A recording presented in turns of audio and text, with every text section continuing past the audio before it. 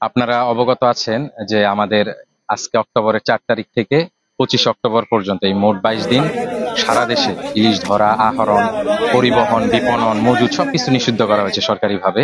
তো তারই পরিপ্রেক্ষিতে আজকে আমরা সকাল থেকে মোবাইল কোর্ট করেছি আড়তে, তারপরে গুলিয়াখালী ঘাট, আমাদের কয়েকটা ঘাটে আমরা অভিযান করেছি। আমরা গোপন সংবাদের ভিত্তিতে জানতে পারি আমাদের কুমিরা ঘাটে বেশ কিছু বোট সাগরে নেমেছে মাছ ধরার জন্য। তারই পরিপ্রেক্ষিতে আমরা কোস্টগার্ডের সদস্য এবং আমাদের নৌ পুলিশের সদস্য সহযোগিতায় আমরা স্পিড বোট সহযোগে আমরা প্রায় 15-20টা বোট আটক করতে সমর্থ হই এবং প্রায় 200 কেজি ইলিশ আটক করি।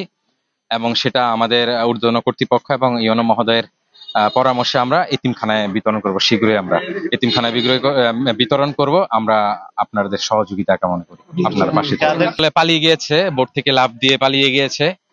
ওদেরকে আমরা আইডেন্টিফাই করার চেষ্টা করতেছি। আমরা আশা করি ওদেরকে একটা ব্যবস্থা নিব। আমরা ভোটগুলো মোটামুটি যেগুলো আটক করেছি মালিকানা নাই, তা আপাতত ঘাটে আছে অনেকগুলো। আমরা এগুলো আইডেন্টিফাই করার চেষ্টা করতেছি কারণ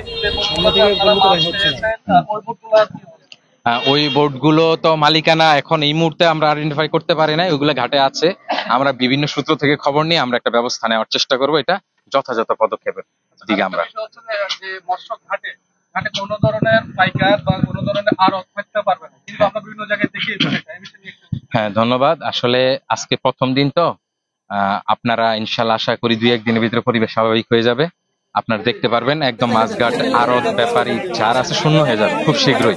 আমরা কঠোর মোবাইল কোর্ট করব, অভিযান করব, নিয়মিত পেট্রোলিং করব।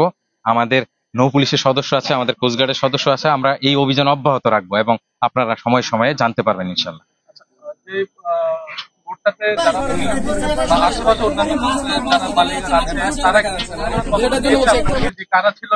আমাদের আসলে এখানে বিভিন্ন সূত্র থাকে আর আমরা বিভিন্ন লোক থাকে, আমাদের এনিমেটররা থাকে, তাদের সাথে গোপন যোগাযোগ আমাদের হয় সবসময়। আমরা কোন ঘাট দিয়ে নামবো এটা আমি গোপন রাখি আর কি। কারো আমাদের নামার স্বার্থে আমরা এটা গোপন রাখি, কাউকে বলি না, হুট করে আমরা নেমে যাই আর কি।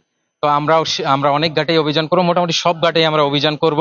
তো আজকে এখানেও আমরা আসলে কাউকে না বলে অভিযানে নেমে গেছি, কেউ যেন টের না পায়। আশা করি এইভাবে আমরা অভিযান অব্যাহত রাখবো এবং আমাদের জাতীয় সম্পদ ইলিশ রক্ষার স্বার্থে যা যা করার প্রয়োজন আমরা ইনশাল্লাহ করে যাব।